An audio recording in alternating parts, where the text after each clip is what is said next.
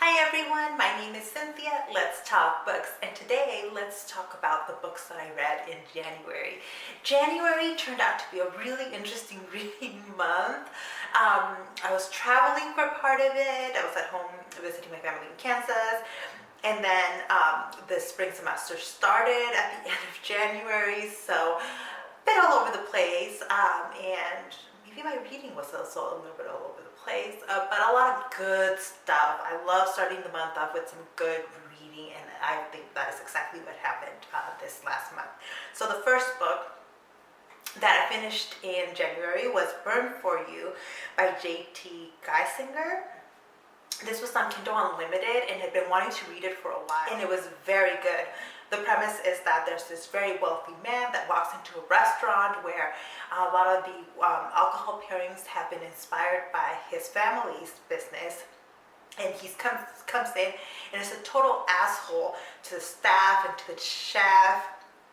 But the chef is this incredible woman who is trying to make it in New Orleans and take care of her mother. And I'm not usually into like the alpha male romance stories, but this one just worked for me.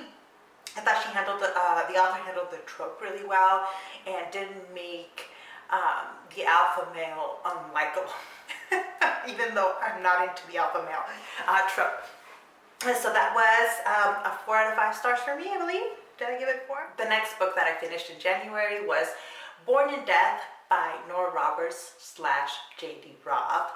So this is number 22, I think, in the End Death series. And I really, really enjoyed this one. This one involved Mavis quite a bit, and it involved a couple of different mysteries that ended up joining together. In the end, I felt like it wasn't like a super original mystery, but I liked it. I enjoyed reading it, and the In-Depth series, like I always say, is my comfort food because I know I'm going to get like a nice mystery with great characters and a continuation of the relationships that Eve Dallas is building. So good installment for me. I gave this 3 out of 5 stars. Then I read A Prince on Paper by Alyssa Cole, and I gave this 4 out of 5 stars, I think, or was it 3.5? I think it was 3.5 actually. I really, really loved the characters. So this is Mia, who is from The Solo, and Johann von Braunstein. And we've met Johann before. I think he's come up in actually almost every single one of the books in the series, except for the novellas. And Johann, like, I kind of liked in the past, but I really fell in love with him here. And Mia was just so great. I really liked her. But the story didn't quite work for me. Like, I loved the characters, but the plot didn't quite jive with me. So I'm not sure exactly what happened here, but not my favorite in the Reluctant Royal series, and definitely not my favorite Alyssa Cole, but it was a solid book in the series. So if you haven't read it, pick it up, but I think there are better books in the series. And then next, I read The Duchess War by Courtney Milan. So if you have not followed the racist mess that came out of the Romance Writers of America Association, whoop. You can find it all online, basically by following Courtney Milan. But because of all of that, I decided to finally pick up The Duchess War. I've heard really good things about it. I've heard really good things about Courtney Milan's writing, and it definitely lived up to expectations. This was a 5 out of 5 star read for me.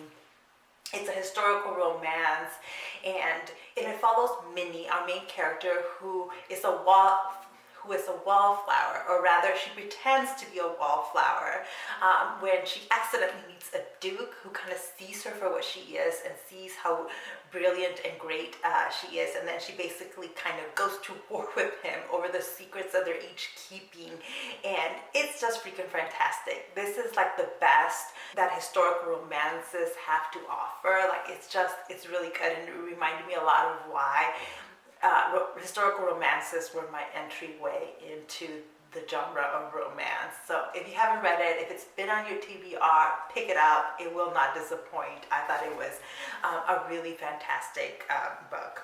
And I do plan on reading more by Courtney Milan. The next book that I read in January was The Missing of Clairedelune by Christelle Dabos. This is book number 2 in the Mirror Visitor series, and I have a dedicated review of this because this was my kind of reading the French classics book for January, so I have a whole video on it. Here I'll just say that I liked aspects of it, but overall it was a bit disappointing for me, and that I don't see myself continuing in the series as of right now, though who knows, I might decide to pick them up, given that I really love the world building that Dabos does in these books, and I appreciate a lot of different aspects of the book itself, but yeah, I'm not sure that I'm intrigued enough to continue as of right now. Next up, I read Mingles and Mistletoe by Adriana Herrera. So this is a novella, holiday novella, with 2 Dominican chefs, basically in like a cooking show, and they fall in love, and it's great. One of the main characters is a bit prickly and a bit hard-headed, but overall I really enjoyed this story, and I gave it 4 out of 5 stars. It's a really quick read. And if you're into like cooking, baking shows, there'll be enough in there for you. But if you're not, most of the story does center on like the romance. They do fall in love a bit rather quickly, but in a novella, I'm okay with that because I usually don't like novellas. I feel like plot tends to be rushed, as is character development, but this one just worked for me. The next book that I finished in January was The Lady's Guide to Celestial Mechanics by Olivia Waite. I do have a dedicated video to this book coming up, so I will limit my thoughts in here to say that this was a 5 out of 5 star read for me. It's another historical romance that's very feminist, that's female-female romance. It touches on issues of race, gender, class. It's just freaking fantastic. And again, if you have it on your TBRs, I don't think that you will be disappointed. If you have never read historical romance though, I'm not sure that I would recommend either one of these books to begin with, only because I feel like these were written for people who read historical romances as opposed to like books that can be a little bit more of a mixture and can serve as entryways into the genre. So I wouldn't steer you away from it, but I think that if you're interested in historical romances, starting with somebody like Tessa Dare may be better, and then moving on to these, it will totally like open up the world of historical romances. So yeah, really loved and enjoyed this one, and watch for the video that's coming up on that. Next up was a book that sent me into a reading slump. Midnight in Chernobyl, The Untold Story of the World's Greatest Nuclear Disaster by Higginbotham. So I already knew going in that this is a book about the nuclear disaster at Chernobyl. I had seen Cousin over at Always do a review of this, and I was really interested. The audiobook became available through my library, and so I started reading it, and it's just such a haunting story. Part of it is because you know what's coming. You know that there's going to be a nuclear disaster, and the book begins like before that with the building of these nuclear power plants, and it goes into the administrative and building mistakes that are made in the process that are going to contribute to the nuclear disaster, but then also into the lives of individuals. Like, it's just really fascinating and really dark.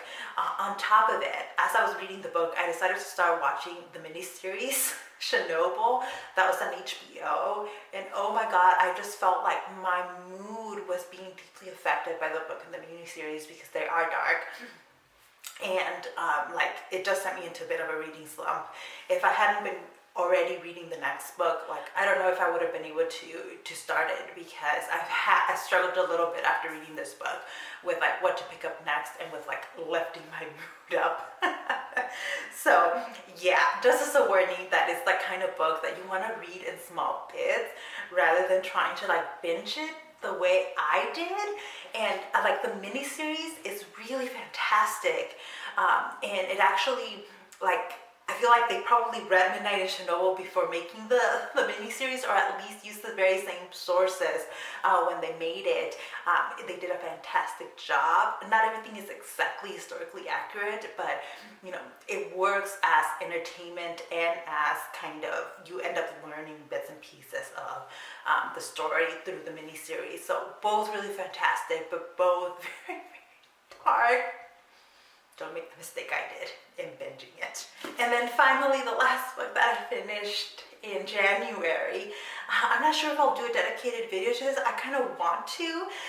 So maybe I'll just be brief here and say that Gods of Jade and Shadow by Silvia Moreno-Garcia is fantastic. I read this for my book club. I actually convinced them to read this along with me, and most people really, really liked it.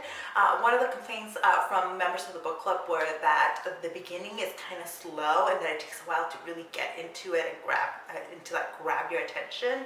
I didn't have the problem. I felt compelled by the story from the very beginning, but in the first couple of chapters, I do think there's a bit of like telling rather than showing. So if that's like a big thing for you, then maybe you should know that going into it if you're gonna pick it up. But it's beautiful. So it's set in the 1920s. And you have Cassiopeia, a young Mexican girl who is going on a road trip with the Mayan god of death, who is, I don't want to give anything up, but he's experiencing a bit of what being a human is like, because he doesn't normally like even exist in this world. He feels better in like the world of the gods, but he's stuck in this world for this period of time, and meets Cassiopeia in order to survive and in order to achieve his goal of becoming whole again and recapturing his throne from his brother, who is the one that like sent him a little bit into exile. That's not a perfect way of describing it, but it gives you enough to know whether you want to pick it up or not. This was a 5-star read from me, and I just really loved the piece of Mexico that Silvia Moreno-Garcia depicts here. I loved Cassiopeia and identified with her a lot. And just like, I don't have enough good things to say about the story. Like, it is fantastic. So maybe I will do a dedicated video to this. But that is it. Those are all the books that I read in January. If you've read any of these books, let me know down below. If you're interested in reading any of them, I'd also love to hear that. But thank you so much for watching, and I'll see you in the next one. Bye.